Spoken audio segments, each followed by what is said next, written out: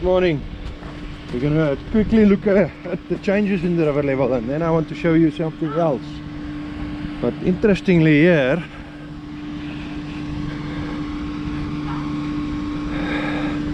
if you look carefully on that tree, there's a baboon. Under the tree there's baboons.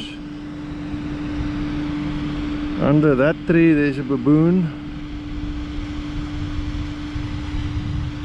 It's the first time that I've ever seen a troop of baboons caught on the island.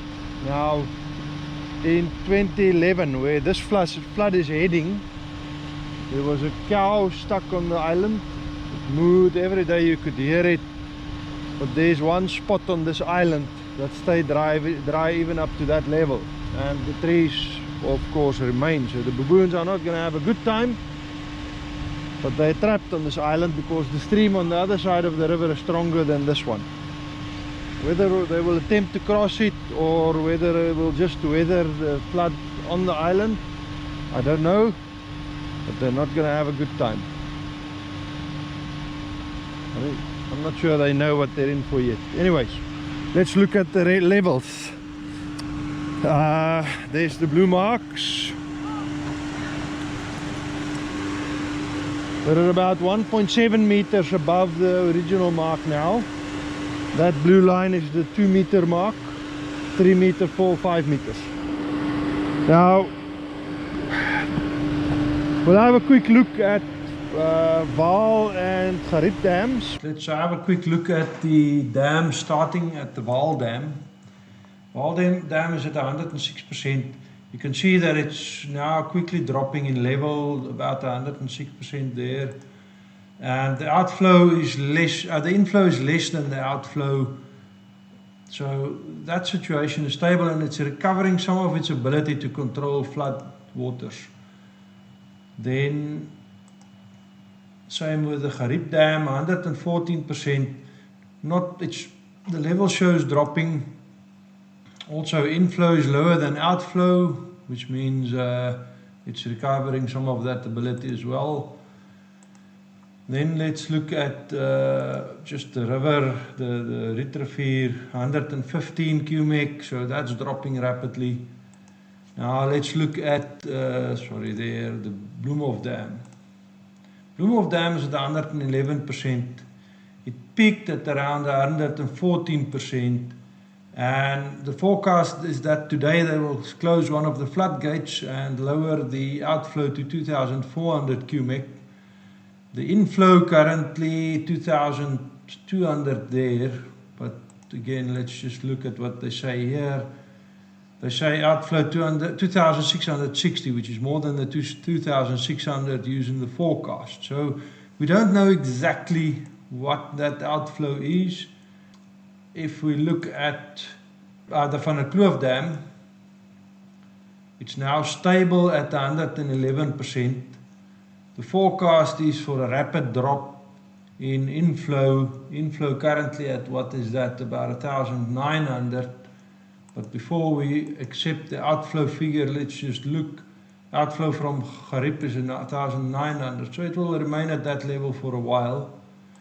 That means that this outflow at around about 1,800, 1,900 here, again let's just look at it. The value they are giving is just under 1,900 cumec.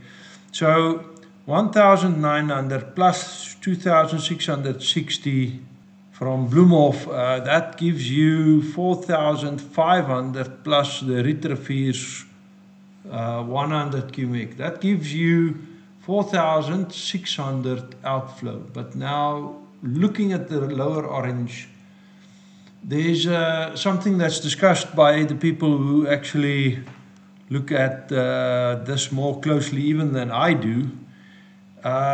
This 3,600 flow in the lower Orange at Katlani should have been up to 4,000 now. So there's a discrepancy between the 1,400 outflow from Van der Kloof and 2,400 from Bloemhof for the previous days. That should have given us 4,000 plus here already. So the question is this measurement correct? And if it is, that means the peak of 4,600 will more likely be 4,100 to 4,200. If this is not correct, the peak can be up to 4,600. So the range of prediction at the moment is between 4,100 and 4,600. We don't really know, and we'll only know once it actually reaches us. And that's where the next section of this video will come in handy, because I will show you the marks that we had in 2011. But before I go there, I just want to show quickly that the levels that we are looking at is unverified data and forecasts. This is real time, but the warning is that it can change. As they look at the data itself, they might correct it, so the actual data can be at a different level than the unverified data. To illustrate that point, the 2011 measurements that was given to us at the time of taking the pictures that I will show you in a moment, those measurements were 5,000 and 5,300. But in the actual data that they put on the system, this is actually showing, let me just move this so you see the key. This is actually showing 4,800 for 2011. So there is a discrepancy between the unverified data and actual verified data. So keep that in mind when you listen to this data. That's why I give a range of an estimate, lower estimate 4,100, upper estimate at the moment 4,600. Even though the actual flows from the dams and river now is 4,600, it could be lower because of discrepancies. And while we're looking at it, this peak of 7,400 was the 88. Now everybody remembers it as 7,700, including the numbers written in the data at Augrabies Falls, but the actual final number given was 7,400. And everybody remembers 88 is the biggest flood, but it was not. Speaking to people who made me look for this data, they remembered 74 is much higher flood levels, and that is the case here. That was up to 8,000 cumecs. And that's the highest recorded flood at this stage. But at those levels, anything above 5,000 is very serious and going to be widespread damage. In 2011 was when my interest in keeping a close look on the river levels started. Because in 2010 they told us rain coming, high levels, and I started studying it. And this levee that we built here was because of what I saw in 2011. Now 1988, which was a much bigger flood, reached just under that window, the windowsill. And I used that as a reference because the mud marks were still on the wall there in 2010. I could use that, and I measured the levees here up and down, and though the levees were built up to the 1988 flood, that line, there were some weak points in it. And one of the weak points that was that water could enter through here, so we could not reach the pumps if the flood went that high. And then we built this levee.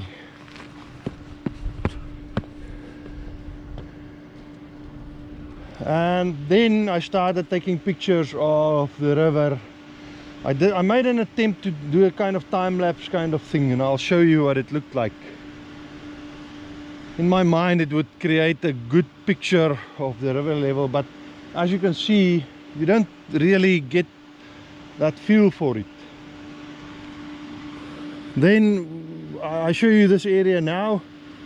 This is what it looks like in 2011 during the flood. We welded shut this door. There's a steel plate on the inside, and then built it up. The pump the pump with the suction head underwater is useless during floods because it gets clogged up, washed over with sand, and then you can do nothing because it's 6-7 meters underwater. No, 9 meters underwater. You can just do nothing to fix it, so you can't irrigate. So I think those pictures will give you an idea. And I took the pictures in the beginning of this flood for more or less the same point that I used for the 2011 flood from this vantage point, to have a good comparison. Now the scariest event in 2011 was not the pump station. It was actually a breach of the levee during the peak of the flood, and that happened here where I'm standing right now. This picture was taken. The levee had a breach here, but it wasn't cut through the levee. There's a tunnel underneath. That is the sluice gate. If we have heavy rains in the mountains, it dams up in that area up there. And to release it into the river, we have to open that flood sluice and it flows into the Oranje River. But when the Oranje River rises, we have to close it off. It was closed off, but there was a breach into that tunnel. Some animals dug through into the levee. Anyways, we saw the wet spot on the levee. We rushed in with machines and whatever we had to hand to try and stop it. But you would dump a truckload of gravel into that hole in the stream, we just take it away. I unfortunately only have the one picture of it because we were really rushing just to try and stop the flow. Now, while they were busy with machines trying to stop the flow on that side, and it wasn't really successful, we still don't know what actually stopped the flow. But I was on this side with a few hands, and I went into the river, and it was about 3.5 meters deep here. They would pass me sandbags, and I would dive down and put the sandbags into the hole where the water was rushing in. And then I would try and stomp them down, but I had to grab onto the trees and pull myself down into the water. So that was 2011. What is that now? 11 years ago. We since filled in this whole area to stop that from happening. It's a different problem when you have floods on this side, but we'll fix that when we get to that. It's less of a problem than the river actually breaking in through the levee.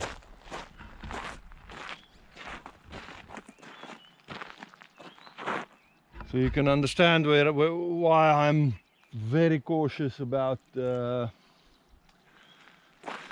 floods and the levels.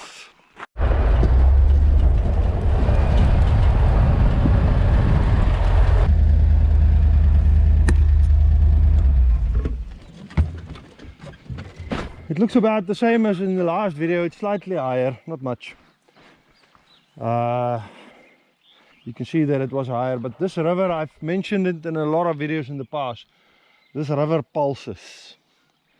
It's never a fixed single level. I did a lot of research on the history of the river, and I've got good data for the last 85 years on the Oranje River, and I'm busy making a video, and I've actually started a year ago working on that video. But it's a lot more difficult than just reporting what's happening here. So I'll see if I can do that video in the next couple of weeks, finish it. And hopefully that will give a better perspective and a better answer to why and all the whys that's been asked. Then Augrabies, for sure. Augrabies from today for the next 3 weeks will be worth visiting. Absolutely. Even driving long distance worth visiting if you haven't done it before. And if you've done it before, you know that it's worth visiting, so you'll come again. But I can warn you over the weekends, if you are a traveler doing it, plan to be at Augrabies not over the weekends, but during the week, because weekends is when the locals also go, and then it's so crowded. The park is actually open for quite some time during the day. In November, the gates open 5:30 in the morning.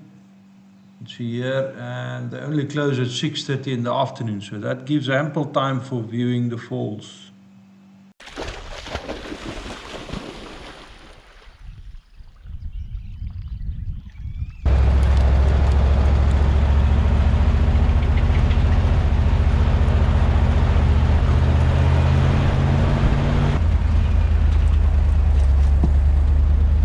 Again, the river has to rise a bit more for the pumps to be pulled in the first stage, but they'll end up being this side of, around this tree.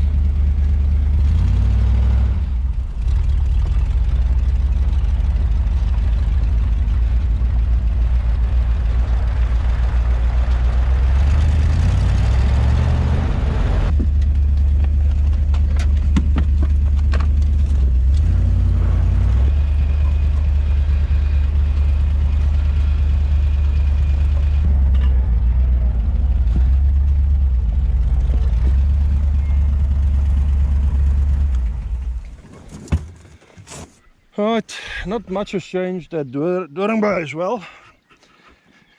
The road's on the water, and it's gonna remain so for a little while. You can probably still drive through it right now. I see some wet track, so somebody did do it although a while ago, because the tracks was washed away at the edge where the water goes up and down. Yeah, for sure you can still drive to Doringboy as it is right now, but don't spend too much time there.